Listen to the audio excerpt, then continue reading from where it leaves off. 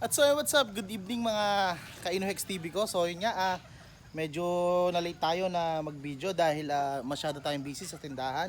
And then yun nga checkin lang natin yung ating mga hen dahil may umitlog na ulit kanina. Ito, inipon ko nga yung mga itlog.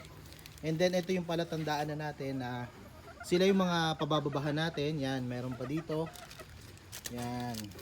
Ito pa po, yan bago, maliit. So yan, umitlog na po ang ating Boston and then yung ating dalawang pumpkin na nandun sa kabila.